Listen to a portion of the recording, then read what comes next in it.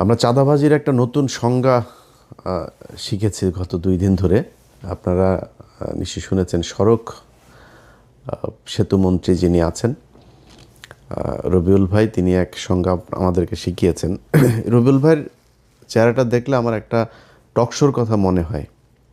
এই যে চ্যানেলের এই যে হিজড়াটা আছে না, সময় ইসলাম, এটা এক টকশোতে ওনারে ডেকে নিয়ে ওই সময় ইসলাম যখনই বিএনপির কোনো লোকজনের ডাকতো, এদেরকে আওয়ামী লীগের সাথে মিলে একসাথে অ্যাটাক করতো। তো এর এক পর্যায়ে রবিউল ভাই সব খুলে টুলে দিয়ে উনি টকশোর মাঝখানেই বের হয়ে চলে এসেছিলেন। ওইটা আমার খুব মনে হয়, এবং উনি কথাবার্তাও খুব সুন্দর করে বলতেন। তো হঠাৎ করেই ধরেন বিএনপির লোকজনের এই নির্বাচনের পরের দিন থেকে ওনাদের বডি ল্যাঙ্গুয়েজ, ওনাদের কথাবার্তাগুলো শুনলেই না মনে হয় সেই আওয়ামী লীগের একটা লোক বোধহয় কথা বলছে। একদম চেহারা, কথাবার্তার ধরন, দাম্ভিকতা, এগুলো ওই ঠিক আওয়ামী লীগ যেভাবে। এই যে মন্ত্রণালয়টা, এই মন্ত্রণালয়টাও কিন্তু, এই সড়ক সেতু মন্ত্রণালয় কিন্তু ছিল কাওয়া কাদেরের। এই কাওয়া কাদেরও কিন্তু ঠিক এইভাবেই কথা শুনলেই শরীর জ্বলতো। তো বিএনপির যেই ভাইদের কথা শুনলে এত ভাল লাগতো, একদম নিজের মনে হইতো এরা আমার আমার আপনজন, আমার আপন ভাই, এরকম মনে হইতো। সেই মানুষগুলো হঠাৎ করে রাতারাতি এত চেঞ্জ হয়ে গেল, বিশেষ করে নির্বাচনের এই আগের থেকে। অনেকে আমাদের প্রশ্ন করেন, ভাই আপনারা কেন সরাসরি বিএনপির বিরুদ্ধে? এই আজকে যে বাংলাদেশ দেখছেন না, এটা আমরা অনুমান করতে পেরেছিলাম, এই জন্যই বিএনপির বিরুদ্ধে গিয়েছিলাম। তো ওনারা নির্বাচনের আগে থেকে আওয়ামী লীগের লোকজনকে করে দিবে, আপনার নির্বাচন এই রাজনীতি করার সুযোগ দিবে, সব মামলা তুলে নিবে, এই যেগুলো বলেছে, এবং সেটা এখন করছে। আপনারা দেখছেন বিভিন্ন জায়গায় অফিস টফিস খুলে দিচ্ছে। তো এটার বিএনপির সামনে ধরেন দুইটা পরিণতি এখন, যে অবস্থায় তারা চলছে সেটাতে। 1981 সালে জিয়াউর রহমান এইভাবে এই হাসিনাকে নিয়ে এসেছিল। 17 দিনের মাথায় জিয়াউর রহমানকে হত্যা করা হয়েছিল। খালেদা জিয়া, তিনি এই আপনার 96-এ যখন এই হাসিনাকে আপনার স্পেস দেয়, উনি কিন্তু 15ই ফেব্রুয়ারি একটা নির্বাচন করেছিল 96-এ। সেই নির্বাচনে আপনার জামাত, আওয়ামী লীগকে অংশগ্রহণ করে নেই। হাসিনা, খালেদা জিয়া চাইলে থাকতে পারতো, এমন কোনো আন্দোলন হয়নি, এমন মানুষজনও মারা যায়নি, ছেড়ে দিয়েছেন। ছেড়ে তারপরে 12ই জুন 96 আবার আরেকটা নির্বাচন দিয়েছিলেন। ওই সুযোগ দিয়ে তারা আবার 96-তে আসতে দেওয়া হয়েছে। 96-তে আসার পরে কি করেছে সেটা আপনারা জানেন। এরপরে 2001 থেকে 6 খালেদা জিয়া জোর করে থাকতে চেয়েছে, কিন্তু মানে বিএনপির সমস্যাটা হলো, বিএনপি যদি চুরিও করে, মানে ল্যাটায়া ব্যাটায়া ওইটারে পাশা পোসা হাগু দিয়া নষ্ট করে গন্ধ বানায় ফেলে। আওয়ামী লীগ সেটা খুব স্মার্টলি করে। এটাই হলো পার্থক্য।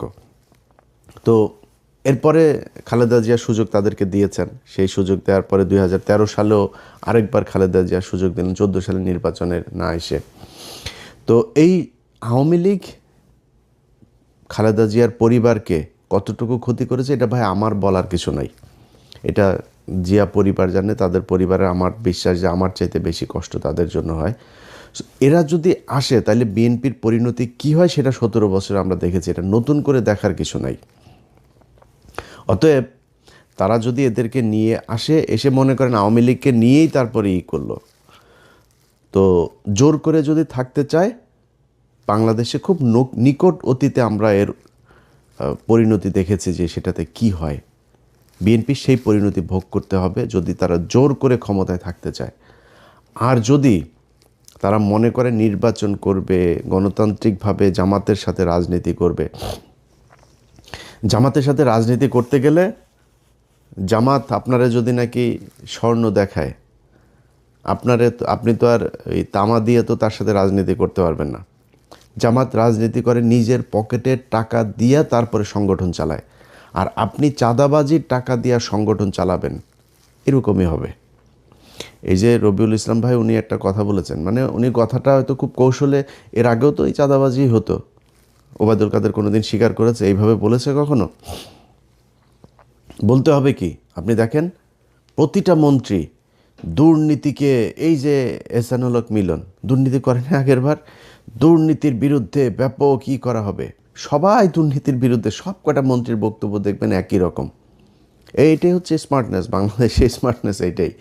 চুরি করবে প্রতিটার পেটের মধ্যে। বাংলাদেশে এই পর্যন্ত যত মন্ত্রী গিয়েছেন সব করার পেটের মধ্যে দুর্নীতির টাকা, মানুষের ভিক্ষার টাকা, চুরির টাকা, এটা প্রতিটা মন্ত্রীর পেটের মধ্যে। এরা এই দুর্নীতি করার জন্যই এমপি হয়, মন্ত্রী হয়। আজকে যেই কথাটা রবিউল ইসলাম বলে দিয়েছেন, এইটা আগের মন্ত্রীরা বলেন নাই বা ওনার আশপাশের মন্ত্রীরা বলেন না, এটাই স্বাভাবিক। শহীদুদ্দিন চৌধুরী অ্যানি ভাই আজকে বলেছেন যে না, সড়কে কোনো চাঁদা চলবে না। অ্যানি ভাই, আপনি তো পানি সম্পদ মন্ত্রী, আপনি সড়কের মন্ত্রী বলার কে? সড়কের মন্ত্রী বলে দিয়েছেন চাঁদাবাজি চলবে, অতএব চলবে। এটারে আপনি এখন কালকে হয়তো উনি বক্তব্যটারে সুন্দর করে বলতে পারেন, তারেক রহমান হয়তো একটা থ্যাতানি দিলে হয়তো বলবে সুন্দর করে, বা এই ধরনের কথার ভবিষ্যতে বলবেন, কিন্তু চলবেই চাঁদাবাজি। উনি খুব স্পষ্ট করে বলেছেন যে সরকারি দলের যেই শ্রমিক সংগঠন, তাদের দল চালাতে টাকা লাগে। বক্তব্য কিন্তু খুব স্পষ্ট। শ্রমিক সংগঠনের এই সারা দেশে বিশাল আকারের আপনার সংগঠন, এই যে চান্দা আব্বাস ছিল শ্রমিক নেতা, তো এরা তো শ্রমিক না, এরা তো চলে। তো এরা কিভাবে চলবে? এরা চলতে হইলে আপনার ওই চাঁদা তুলতেই হবে, এই ছাড়া কোনো উপায় নেই। সো আপনাকে রাস্তা দুইটা, হয় নিজে চাঁদা দিয়ে তারপরে দল চালাবেন, নাহলে চাঁদাবাজি করবেন, এছাড়া বিশাল এই দল চলবে না। এখন জামাত ইসলাম কি করে? নিজেরা চাঁদা দেয়, দিয়া তারপরে দল চালায়। একজন রুকন, তার বেতন যদি হয় 1 লাখ টাকা, প্রতি মাসে 5,000 তাকে মাস্ট তাদের কোষাগারে দিতে হবে। এটাই ওদের রাজনীতি। এখন এরকম একটা রাজনীতি করা দলের সাথে আপনি চাঁদা নেওয়া রাজনীতি করবেন, তো মানুষ তো সেটা সহ্য করবে না। সো সেক্ষেত্রে আলটিমেটলি যেটা হবে সেটাই। সো রাস্তা আপনার হাতে দুইটা, একটা হয় আপনাকে রাজনীতি চেঞ্জ করতে হবে, এই আপনাদের যে পলিসি সেটা চেঞ্জ করতে হবে, করে নিজের পকেটের টাকা দিয়ে নিজে রাজনীতি করবেন, অথবা শেখ হাসিনার মতো ফ্যাসিস্ট হবেন, জোর করে ক্ষমতায় থাকবেন, কোনো কথা শুনবেন না, কিছু হইলেই বলবেন যে সংবিধানের দোহাই, কারণ আপনাদের 2/3 আছে এখন, এবং এই 2/3 তো আপনাদেরকে খুব পরিকল্পিতভাবেই দেওয়া হয়েছে। এই ডক্টর ইউনূস আপনার যেদিন লন্ডনে যায় সেদিনই তিনি নির্ধারণ করে দিয়ে এসেছেন যে বিএনপি ক্ষমতায় যাবে, তাদেরকে 2/3 দেওয়া হবে, যত দুর্নীতি, চাঁদাবাজি, ধান্দাবাজি এই তত্ত্বাবধায়ক সরকার যা করে গিয়েছে এটার বিরুদ্ধে বিএনপি কিছু বলবে না, সবাইকে সেফ এক্সিট দেবে। যে দেশে থাকতে চায় দেশে থাকার ব্যবস্থা করে দেবে। এরাও থাকবে না বেশি দিন। আসিফ নজরুল ধরেন দেশে আছে, এখন থাকবে না। ওই যে আইসিটির ফয়েজ তায়েব চলে গিয়েছে, এগুলো সবগুলির একটা একটা করে কী কী আকাম কুকাম করেছে এই এখন ধরবো। ক্ষমতায় যখন থাকবেন তখন বলতে না পারলে ক্ষমতার পরে তো বলতে পারবো। সো এখন ধরা হবে একটা একটা করে। ফয়েজ তায়েবরে নিয়ে কাজ চলছে। তো এই আসিফ নজরুলরা এরা 2 দিন পরে দেখবেন চলে গিয়েছে, কারণ টাকার তো অভাব নাই, দেশে থাকবে কেন? বউরে দিয়ে আপনার কালেকশন করাই তো, নিউজও তো হয়েছে, আপনারা দেখেছেন। তো এখন এই যে এরা ওই সময় বলে করে দিয়ে গিয়েছে যে তোমাদেরকে 2/3 দেওয়া হবে, 2/3 দেওয়ার সংবিধান এবার যেমনে মনে চায় তেমনে তারা কাটছাট করে তাদের মতো করে সংশোধন করবে। এইটাই ছিল হয়েছে যে এই তত্ত্বাবধায়ক সরকারের মূল এজেন্ডা। এর বাইরে এই যে সরকারটা গেল 1.5 বছর, 1.5 বছরে বহু কিছু করা সম্ভব। সবচাইতে দুর্বল আর দুর্নীতিগ্রস্ত একটা তত্ত্বাবধায়ক সরকার ছিল, যেটার আমরা বিপ্লবী সরকার বলতাম। সেই বাঞ্চোতরা ছিল সবচাইতে বেশি দুর্নীতিগ্রস্ত। এদের মতো দুর্নীতিগ্রস্ত আর একটা সরকার এই পর্যন্ত বাংলাদেশের তত্ত্বাবধায়ক সরকারে আসে নাই। এমনকি এই যে মঈনুদ্দিন ফখরুদ্দিনের যে সরকার না, আমার তো মনে আছে এদের চাইতে বহু সততা নিয়ে তারা কাজ করেছে। তো তারা আমাদের হাতে এখন ঝুলাই দিয়ে গেল একটা দুর্নীতিগ্রস্ত সরকার। এটার নিয়ে এখন আমাদের থাকতে হবে। তো বাংলাদেশের মানুষের কাছে আমার একটা জিজ্ঞাসা থাকবে যে এই দেশের মানুষ কি মানে এই ঝাড়ুদার হয়েই থাকতে চান, চকিদার হয়েই থাকতে চান? একটা দল ক্ষমতায় আসবে, তাদের কিছু এমপি থাকবে, মন্ত্রী থাকবে, তাদের এই এই যে পরিবারতন্ত্র, এদের চামচা হয়ে তারপরে আপনাকে থাকতে হবে। এখন এখান থেকে আপনি যদি বের হইতে চান তাহলে সিদ্ধান্ত আপনাকেই নিতে হবে। এই যে নির্বাচনটা হইল, এই যে রাজনীতি হয়, এই যে রাস্তায় ধর্মঘট, হরতাল, পিকেটিং, কোনো দিন কোনো এমপির ছেলেকে আপনার পাশে পেয়েছেন যে সে রাস্তায় এসে তারপরে এটা করে? কোনো এমপির ছেলে আপনার সাথে এই যে ভোট কেন্দ্রে গিয়া তারপরে এই ভোট কেন্দ্র দখলের কাজে মারামারি করেছে, মানুষকে হুমকি দিয়েছে? কোনো এমপি, এই নির্বাচনের সময় এমপি মন্ত্রী অনেকের ছেলে যারা এখন মন্ত্রী হয়েছে, এমপি হয়েছে, এদের অনেকের ছেলে দেশেই যায় নেই, ইউরোপে থাকে, আমেরিকাতে থাকে, অস্ট্রেলিয়া থাকে, কানাডা থাকে, পড়াশোনা করে। তাদের পাতলা পায়খানা হইলেও তারা সিঙ্গাপুরে যায় চিকিৎসা করতে। আর তোদেরকে বানায় রাখছে বোকাচোদা। তোরা পৃথিবীর সবচেয়ে বোকাচোদা জাতি। এটারে ওই মঞ্চে করে জনসভা করে না, বীরের জাতি, আমরা এই বীরের জাতি, 71-এর বীরের, সোগাটা ওইখানে মেরে দিছে তোদেরকে। তোরা পৃথিবীর সবচেয়ে নিকৃষ্ট জাতি, মানে আমরা পৃথিবীর সবচেয়ে নিকৃষ্ট জাতি। এদের মতো এইরকম কামলা খাটা জাতি পৃথিবীর মধ্যে আর কোথাও নাই। আমরা পৃথিবীর যেই দেশে যাই, বাথরুম পরিষ্কার, রেস্টুরেন্টের কাজ, সিকিউরিটি, যত নিম্নমানের কাজ আছে যেটা আমরা করি। মিডল ইস্টে যান, যে আমেরিকা থেকে বিশাল ভাব সাপ নিয়ে আমরা দেশে যাই না, কোট স্যুট মুট পরে টরে, সব করে এখানে ফকিরনিগিরি কামলা দিয়ে তারপরে যায়, ভাব মারায় আমেরিকা থেকে এসেছি। এই হলো অবস্থা। এরপরে কি হয়, পোলাপান বড় হয়, বড় হয়ে তারপরে মনে করেন যদি মেয়ে হয়, বিশেষ করে ধরে একজন বিশেষ এক জাতিকে ধরে, ওই বিশেষ জাতি সাদাটা দেওয়া পায় না, বিশেষ জাতির ধরে তারপরে পরিবার শেষ।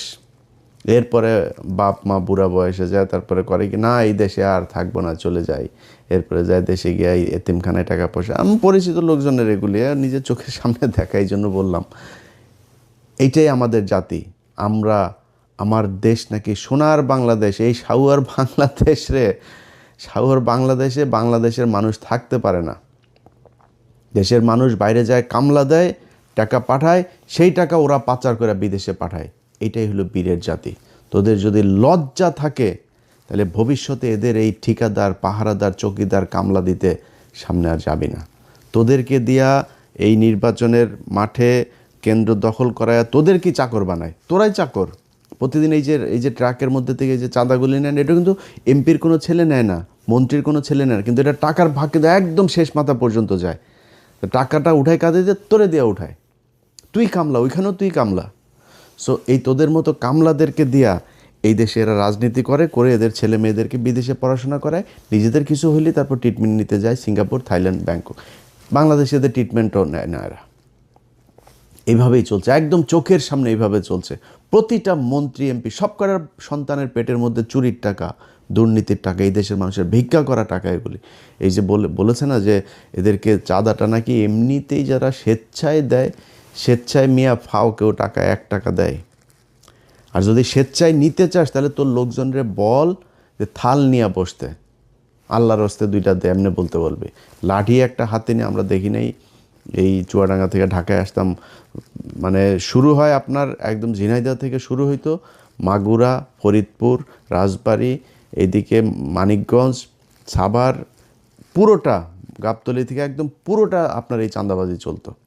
লাঠি একটা নিয়ে 3-4টা পোলাপান দাঁড়ায় থাকতো, এরা বিভিন্ন জায়গায় এই যে বিট করা, ওই যে বামগুলো করা, যাতে ওইখানে আসলে আপনাকে গাড়ি থামাইতেই হবে। এবং কন্ট্রাক্টর ওই জায়গায় জানতো কয় টাকা দিতে হইতো, ওই টাকা সে হাতের মধ্যে রাখতো, দিয়ে চলে আসতো, কোনো বার্গেনিং নেই, এটা ধরা বাঁধা। সো সবাই জানে আপনাকে দিতেই হবে, তাই আপনি দেন। আপনি থাল নিয়ে দাঁড়ায়েন তো দেখি স্বেচ্ছায় কীরকম দেয়। সো এটা স্বেচ্ছায় টাকা না, আপনি জোর করে ভিক্ষা নিচ্ছেন। এই ভিক্ষার টাকা একদম শেষ দলের শেষ মানুষ পর্যন্ত যায়, এটাই যায়। মনে করার কোনো কারণ নেই যে এমপিরা যে আপনার মনে করেন দলের সর্বোচ্চ নেতাদেরকে আপনার এই যে টাকা দিয়ে তারপর মনোনয়ন নিয়েছে, ও এমপি টাকা কই পায়? ও একদম একদম এই যে ভিক্ষুকের কাছ থেকে যে টাকাটা নেয়, ফুটপাতের যেই একজন হকারের কাছ থেকে যে টাকা নেয়, মেথরের কাছ থেকে যে টাকা নেয়, সব টাকা ওইখানে যায়। তোদের পেটে এমন কোনো অসভ্য টাকা নাই, এমন কোনো ছোট টাকা নাই যেই টাকা তোদের পেটে যায় না। সো এটাই হলো বাংলাদেশ। যারা কিনা কাজ করে খায়, তারা নিজের হালাল পয়সা তারপরে খায়। এই হালাল টাকাটারে তোরা মানে হারাম করে তারপরে এই এই এই এই নিকৃষ্ট এই টাকা পয়সা তোরা খাস। এটাই হলো গিয়া তোদের মানে রাজনীতি। সো এই রাজনীতি কইরা যদি নাকি তারা বাংলাদেশে ক্ষমতায় জোর করে থাকতে চায়, থাকতে পারবে। কিন্তু যদি তারা মনে করে যে কম্পিটিশনে যাবে, তাহলে সম্ভব না। এবার এই দেশের মানুষ হুমড়ি খেয়ে পড়েছিল দাঁড়িপাল্লায় ভোট দেওয়ার জন্য। কেন? কী কারণে? মানুষ এই চাঁদাবাজি, মাস্তানি, দখলবাজি এখান থেকে বের হতে চেয়েছিল। এই কারণে মানুষ দাঁড়িপাল্লাকে দেখতে চেয়েছিল যে দাঁড়িপাল্লা আসে। যদি দাঁড়িপাল্লা আছে, দাঁড়িপাল্লা 5 বছর পরে আরও শক্তিশালী হয়ে আসবে। আপনি সিদ্ধান্ত নেবেন যে ভালো হবেন নাকি হাসিনার মতো আরও মানে সর্বোচ্চ ফ্যাসিস্ট হয়ে তারপরে ফ্যাসিজমের মাধ্যমে এই দেশ পরিচালনা করবেন। এই দুইটা, সেটাও যে আপনি খুব বেশি পারবেন তা না। আমরা ভাই এই গত 17 বছরে দেখলাম তো, আজকে এই যে বাবারে বাবা, সারা দেশ বিএনপি, আরে বাবারে বাবা, সব বিএনপির লোকজন, বিএনপি সারা দেশে কোনো লোক নেই, রাতারাতি চেঞ্জ হয়ে যায় পরিস্থিতি। এগুলো আমাদের চোখের সামনে দেখা। আমরা তো জীবনের অর্ধেক বয়স পার করে ফেলছি, আল্লাহ জানি না কতদিন বাঁচায় রাখবে। তো যদি ফুল বাঁচায় রাখে তাও অর্ধেক পার করে ফেলছি। এখন ধরেন এই সময়ের ভিতরেই খুব কঠিন কঠিন সময় আমাদের এই আমরা মানে খুব সৌভাগ্যবান বলেন আর দুর্ভাগ্যবান বলেন, আমরা কিন্তু অনেক কিছু দেখেছি এটা পৃথিবীতে হয়তো খুব কম জাতি দেখবে। আমরা হাসিনার মতো এরকম এক ফ্যাসিজমের পতন দেখেছি, আমরা কোভিড দেখেছি, 1/11 দেখেছি, অনেক কিছু দেখেছি কিন্তু আমরা। সো এই যে আমরা চোখের সামনে যেগুলো দেখলাম, যে অবস্থাগুলো, এগুলো আপনাদের জন্য উদাহরণ। এই উদাহরণ দেখে আপনি যদি ঠিক না হন তাহলে তার কিছু বলার নাই। আপনার আশপাশে আজকে যত মানুষজন দেখছেন, মানুষ আপনার পাশে ছিল না, থাকবে না, এটা আপনারা জানেন খুব ভালো করে। আজকে যে ব্যক্তি এমপি হয়েছে সে যদি মনোনয়নটা না পেত না, বা আজকে ওই যে এই কাউয়া দেখেন, ওই যে এই হারুন পাপিয়ার ঘর জামাইটা, এর আশপাশে কেউ আছে? ওই যে কুমিল্লায় মঞ্জুর মুন্সি বাড়িঘর জ্বালাই দিয়েছে নির্বাচনের পরের দিন, কেউ ঠেকাতে পেরেছে? কেউ তার পাশে আছে? কেউ পাশে নেই। আপনার পাশে যে চৌকিদার, দফাদার, সে যেই ছিনতাইকারীটারি, যেগুলো মাদক ব্যবসায়ী এগুলো থাকে, এগুলো সবাই ওই জন্যই, কিছু খাওয়ার জন্যই থাকে, এছাড়া থাকে না আপনার পাশে। সো আজকে যারা আছে এরা থাকবে না কালকে। আর জামাত ইসলামের এক নেতার সাথে কথা বলছিলাম, জামাত ইসলাম আমি বললাম যে ভাই, মনে করেন আপনাদের উপরে আবার ফের সেই আগের মতো জঙ্গি নাটক টাটক সাজায় নানানভাবে আপনাদের উপরে প্রেশার ক্রিয়েট করা শুরু করলো, কী করবেন? বলছে আমরা রাজনীতি ছেড়ে দেব, আমরা মানুষ তৈরি করব। আমরা তো আর কিছু ধান্দাবাজির জন্য তো আমরা রাজনীতি করি না, আমরা সরে যাব। আওয়ামী লীগকে যদি তারা স্পেস দেয়, নিয়ে আসে, তারপরে আওয়ামী লীগকে দিব রাজনীতি করতে। আওয়ামী লীগই বিএনপিরে সোজা বানায় ফেলার একদম যা রাস্তা সেগুলো তারা জানে এবং সামনে তারা করবে। ব্যাস শেষ। আমি শুনে তাজ্জব মরে গেছি, যেমন বলে কি, হ্যাঁ, যদি এটা জামাত ইসলাম যদি এটা করে, বিএনপি যদি ধরেন এদেরকে নিয়ে আসে, জামাত ইসলাম যদি ওইটা করে, তাহলে বিএনপি বলে দল থাকবে না বাংলাদেশে, জামাত ইসলাম থেকেই যাবে। জামাত ইসলাম রাজনীতি করুক আর অরাজনৈতিক সংগঠন থাকুক, তাদের যে আদর্শ সেটা তারা বাস্তবায়ন করে নিয়ে যাবে। কিন্তু আপনি পারবেন না। আপনি ক্ষমতায় থাকলে আছেন, ক্ষমতায় না থাকলে নাই। আমরা এটা নিজের চোখে দেখেছি। একটা ককটেল ফোটার পরে কিভাবে সব দৌড় দেয়। কেউ ছিল না এদের পাশে। নিজের পার্টি অফিস, সেই পার্টি অফিসে পর্যন্ত যাইতে পারেন নাই। পার্টি অফিসের ঘরের হালকা করে এই কেচি গেটটা লাগে, আবার খোলেন, আবার এই চোর পুলিশ খেলা আমরা দেখেছি। এটাই তো বিশাল এই রাজনৈতিক দলের অবস্থা না? সো ক্ষমতা থাকবে না, আপনারাও থাকবেন না। আওয়ামী লীগ যদি নাকি আওয়ামী লীগকে আপনি করে দিবেন, আর ভারত মনে করেন আপনার চেয়ে আওয়ামী লীগকে দূরে রাখবে ক্ষমতা চেয়ে, ভারত সর্বোচ্চ জিনিস দিয়া তারপরে আপনার এই আজকে মিডিয়া দেখছেন না, যে একটা আপনার লোক না, এরা আপনাকে খাম্বা তারেক বলেছে, এরা আপনাদের খালেদা জিয়ার বিরুদ্ধে কথা বলেছে, এরা বলেছে। আপনি যান, গেল 1 বছর আগেও আপনি সময় টিভি, 71 টিভি টক শো দেখেন, তাদের নিউজ দেখেন, কত জঘন্য ভাষায় কথা বলেছে। তারাই এখনও বসে আছে, আপনি তাদেরকে টাকা পয়সা টয়সা নিয়ে কিচ্ছু করেন নেই। এটা আপনারা করেছেন। এখন এদেরকে বসায় রেখে যদি মনে করেন সামনে পরিস্থিতি একটু টালমাটাল অবস্থায় আসে, তারা আপনার পক্ষে থাকবে, তারা সব আওয়ামী লীগের পক্ষে কাজ করবে, ইন্ডিয়ার পক্ষে কাজ করবে। এরা সব ইন্ডিয়ার লোক, ইন্ডিয়াদেরকে বসিয়ে রেখেছে। ইন্ডিয়া কখনোই আওয়ামী লীগকে রেখে বিএনপিকে ক্ষমতায় আনবে না। এটা এর আগে জিয়াউর রহমানের সময় প্রমাণিত হয়েছে, খালেদা জিয়ার সময় প্রমাণিত হয়েছে, তারেক রহমানের সময় প্রমাণিত হবে। সো ইন্ডিয়ার হাতে সেই চয়েস আছে। ইন্ডিয়া সবাই বসিয়ে রেখেছে ওই পারে, সুযোগ পেলেই আস্তে করে এখানে দিয়ে দিবে। চয়েস আপনার, কি করবেন? দলরে ঠিক করবে, নিজেরা চাঁদা দিয়ে দল চালাবেন, না চাঁদাবাজি করে তারপরে জামাতের কাছে হারবেন, নাকি চাঁদাবাজিও করবেন, জোর করেও ক্ষমতায় থাকবেন, এক পর্যায়ে গিয়ে তারপরে ইন্ডিয়ার আওয়ামী লীগের কাছে ক্ষমতা হারাবেন। এই চয়েসগুলো আপনাদের সামনে দেওয়া থাকলো। কেউ কষ্ট পায় থাকলে দুঃখিত, রবিউল ভাই আপনারাও খুব পছন্দ করতাম, ওই যে বললাম নিজের ভাইয়ের মতো মনে হতো। আপনাদের এখানে মন্ত্রিসভায় অনেক মানুষ আছে, এই যে অ্যানি ভাইও খুব অনেকবার ওনার সাথে আলাপ হয়েছে, ওনার খুব দুঃসময়ের সময় কি করব বিভিন্ন পরিকল্পনা নিয়ে কথা হয়েছে, এবং অনেক অনেক খুব পছন্দের মানুষজন আছে এই মন্ত্রিসভাতেও। তো সেই মানুষগুলো হঠাৎ করে কথাবার্তা যেন কেমনে কেমনে বলে, তো এটা খুব খারাপ লাগে। আশা করি যা বললাম এটা বুঝবেন, আপনার সমালোচনা আপনার ক্ষতি করার জন্য না। আমরাও চাই বাংলাদেশে বিএনপি আর জামাত ইসলাম দুইটা দল থাকুক, আসুক বাই রোটেশন, তারা ক্ষমতায় আসুক, একবার উনি আসুক একবার উনি আসুক, 2 বছর এই দল থাকুক, 1 বছর ওই দল আসুক, চলো কোনো সমস্যা নাই। কিন্তু সবার কম্পিটিশনটা হবে ক্ষমতায় আসার জন্য না, কম্পিটিশন হবে আমি কার চেয়ে কত ভালো রাষ্ট্র চালাইতে পারি, মানুষকে কত ভালো সার্ভিস দিতে পারি, এটার উপরে। এই যে এক বিকাশ নুরু, তারে বসানো হয়েছে আপনার প্রবাসী ইয়েতে, এ কি মনে করেন এ এখন লাইসেন্স খুলবে, চাঁদাবাজি করবে, পাগল হয়ে যাবে এর।